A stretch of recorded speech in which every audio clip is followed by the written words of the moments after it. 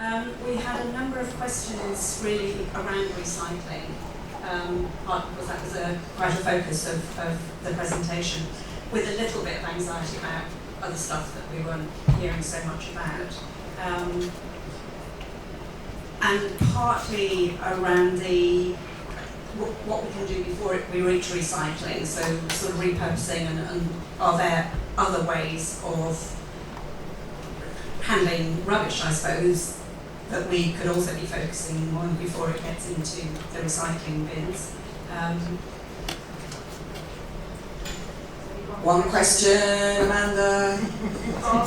That sounds like a question. That sounds like a question. So, who would like to have an answer? Amy? Okay, so I'll just start up. So I've understood the question. This is about what can we do to support people to reduce waste in advance of needing to recycle it. Is that right? With a little bit of are there ways of dealing with stuff that you collect beyond recycling? That's correct. I mean, I think we recognise that this is a really big challenge. I think a lot of it boils down to the choices that either individuals are making in the city around what they buy and consume, and whether it's got huge amounts of packaging, whether they're ordering online with Amazon deliveries coming with lots of cardboard boxes. That was something that we saw become a really big problem with COVID, in that everyone started to order things to their home directly. There are things that we can do in terms of providing advice around that and making other options available in terms, there's some basic choices, things like using keep cups instead of, plastic cups or paper cups to get your coffee in. That's a huge problem in terms of litter in the city because of the visitor numbers that we have, for example. There are other things that are beyond individuals that we are looking to promote as well, such as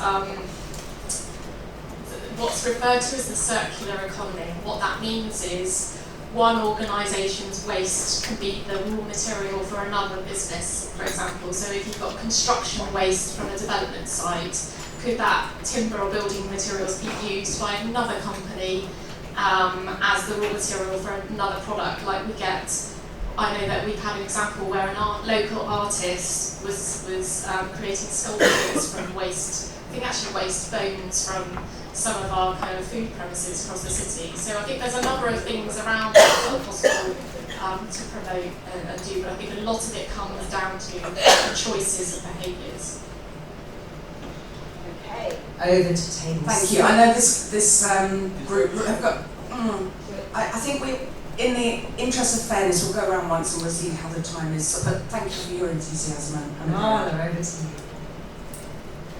So we were talking about the 86% of CO2 being by buildings, and we were thinking if there has to be change, what incentives are in place for building owners?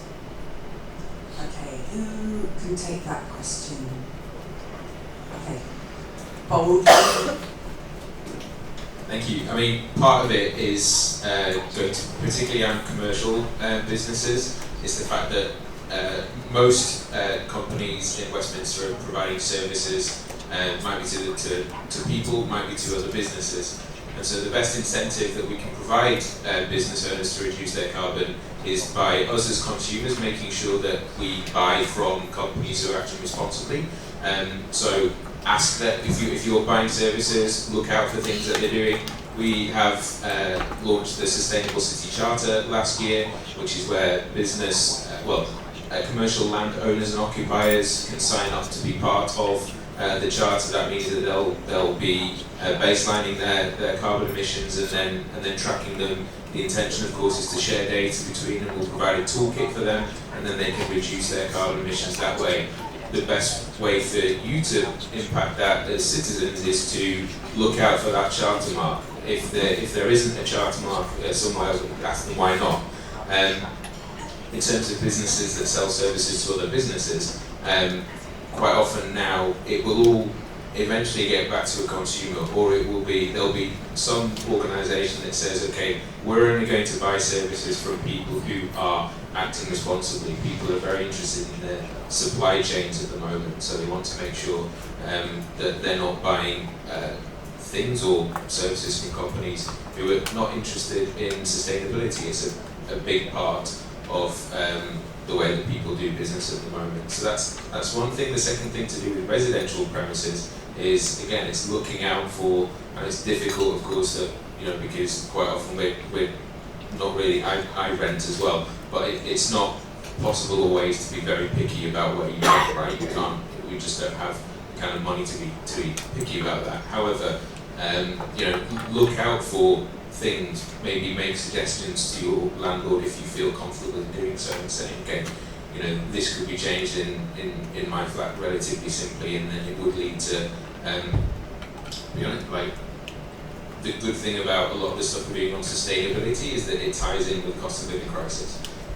The more things there are to do to be sustainable in flats, your bills should go down. So kind of make those suggestions if you feel comfortable in doing so. And then look out for, look out for EPC ratings, of course. And then there will be further kind of legislation coming down around minimum energy efficiency standards, and that is ultimately going to force the landlords of the most unsustainable properties. They're going to have to increase those standards, otherwise they won't be allowed to rent the flats out. When people rent, they often literally don't know how much they're going to spend on heating and cooling their house. Like, maybe there's a very simple intervention where government just forced landlords to disclose how much was previously spent on this. So there's actually an incentive for landlords to provide you with heat pumps and other energy efficient means of cooling. Okay. You almost, there was a ripple of applause going on. And thank you, and we'll go to table, we're over here, table 5. Table 4, Table 4. No, I have a question for Matt or Amy, and I want to ask what can the council do to intervene and how are we investing in education about climate change?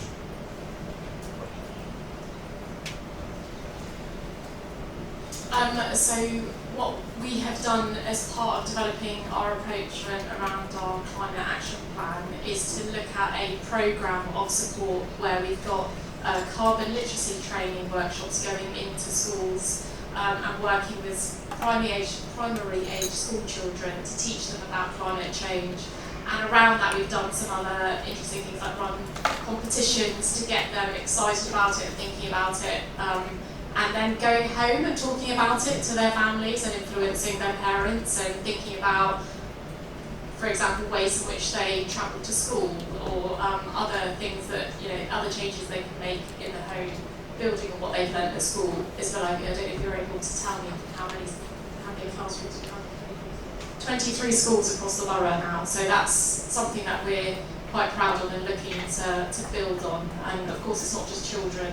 I think as part of the engagement slide that I put up, we've been looking to run lots of different kind of awareness raising, capacity building type events. I think we need to do much more of that from this point. Okay, over to table 5, your question.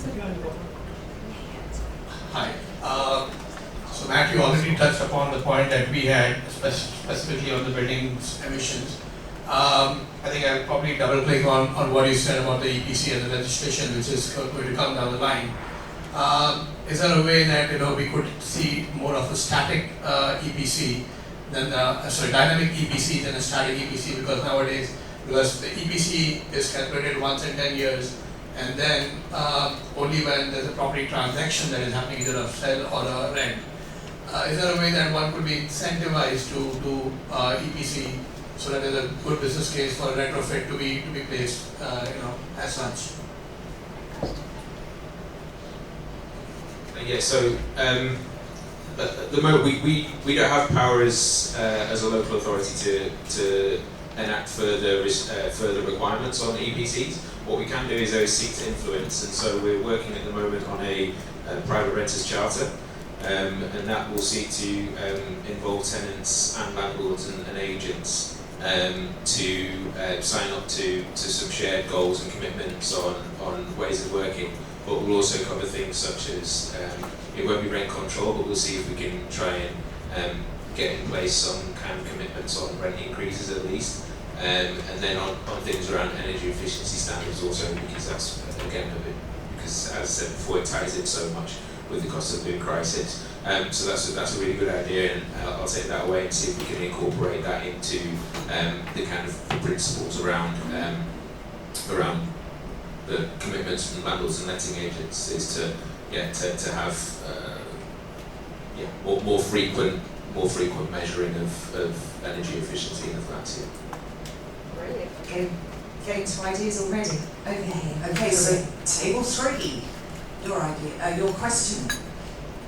Hello, so my question is specifically in relation to recycling, and particularly in light of the diversity that we heard about, how diverse Westminster is. The question is, what intergenerational and diverse approach can the council use to educate and engage residents on recycling initiatives? Now, who wants to take that one? Is that back to Amy? I feel like Blau is left out here. It is. Okay. I mean, I'm not going to pretend to have the answer to that, and I think that's kind of why we're here, that there are some really challenging changes that we need to influence, including with individuals' behaviours, cross-generational, absolutely. The council has a whole programme of kind of outreach and engagement around recycling. We've linked that into things like delivering our food waste service. We have a recycling champions network. We hold events, but we recognise that's not it's not enough. And I think any ideas and recommendations coming out of these sessions around that would be, particularly welcome. Okay, so then, thanks Amy, we will go to table 2. What's your question, please? Hi, I'm Simon. Our group was shocked at the percentage of the problem that is linked to building. And we talked about upskilling workers, funding changes, and making changes in planning. But the question that comes is about planning. Planning is in Westminster's gift. The action plan says that planning changes will be made in 2026, which is 3 years ago, 3 years from now. What is Westminster doing in the immediate future to change the planning regulations that it has control of now, to do things like enable double glazing on listed buildings, greening, lack of destruction of trees, etc., etc.?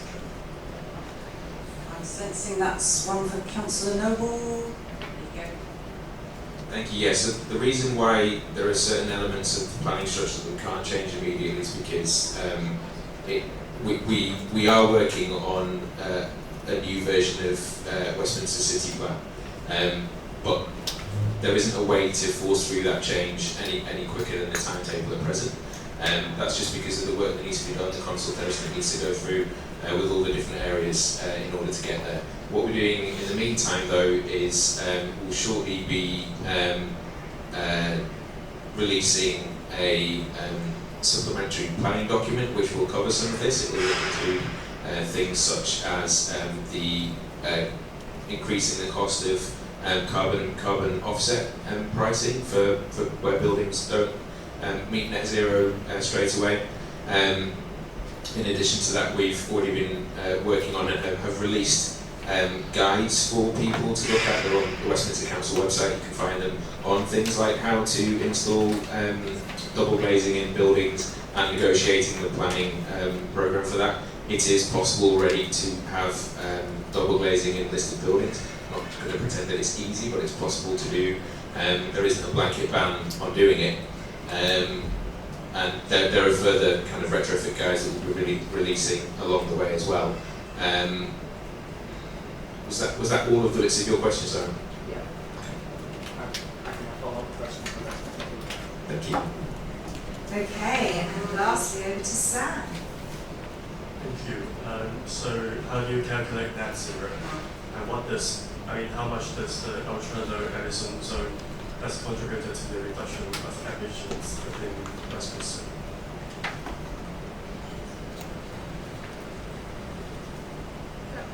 Bilal! Yay! Bilal! Welcome, Bilal. Thank you. So I'm Bilal, I'm the climate emergency analyst at Westminster Council. So just to make sure that I understand your question, it's around the impact of low emission zones on reaching net zero. So I probably don't have the number off the top of my head, but as you can see that the transport section of our overall city emissions is reasonably small in comparison to buildings. However, it's still a significant chunk that we need to reduce. The impact of low emission zones will have an impact on our emissions because we know that it will help reduce the number of vehicles going through areas. However, we are doing some work to actually be able to quantify that. So over the coming months, we'll be doing some analysis around specific areas and what is the impact of putting low emission zones in those areas. We will be producing a transport plan, and that will include looking at low emission zones as well. So I can't give you a number off the top of my head, but there is work in looking at specifically what is the impact of low emission zones on their carbon emissions in Westminster. Hope that answers your question. How do we calculate net zero? So the data that we get is from an organisation called Anthesis, and that looks at how much energy is consumed from buildings. It looks at how much fuel is consumed from cars, and it also looks at other things like how much carbon is extracted from the atmosphere from things like trees and green spaces. And then what that does is looks at the balance of how much we are emitting from all these different sources of emissions within Westminster, and then look at also how much is being taken out of the atmosphere from the green space that we have in Westminster, and we do a balancing of the two to see what the emissions are. To reach net zero, this will again, like Amy mentioned, be about that balance of the two. So we can look at what we think we're going to achieve in the future, but then we could work out what more needs to be done as well around reaching our emissions. Some of these are outside the control of the council and are in the control of central government. So if we look at electricity, a lot of that is around the emissions from how electricity is produced and how much renewables we have as well. Some of that is out of our control, but we have to take that into account by thinking of how do we offset those emissions that might be left in 2040. Sorry, because we didn't let Amadeus ask a follow-up, so I'm going to be strict with a meeting in the corridor, but also get some clarification. I was just going to add, we've actually got our thesis coming tomorrow afternoon, I believe, so they will run through all of the sort of the modelling and the analysis that was done to understand what it would take to get us to net zero in 2040, so you may be able to ask your other questions then. I was just reflecting with Matt actually that we might be being a bit sloppy in the way, in some of the terms or references that we're making to describe the council versus Westminster versus the city. So I just wondered whether we might need to clarify how we're terming those things and making sure that we're being consistent, because I know that I sometimes refer to Westminster and I might mean the council, and we talk about the city and we mean Westminster but not London. So I think we might just need to be clear about that. Please, yes please, that would help me. I'm sure it helps some other people as well, but that would be great. Okay, so I know that I was a meanie there and didn't let people ask natural questions, and I apologise for that. I want to give you some reassurance that your fast-fingered note keepers have made a list of all of your questions, so if you did have a supplementary and you want to get it onto that list, then talk to your facilitator, talk to your note keeper. We'll collate all of those questions. And of course, you can grab a conversation with Robin, with Amy, with Councillor Matt and with Bilal, of course, because we're going to go now into lunch. And a big round of applause.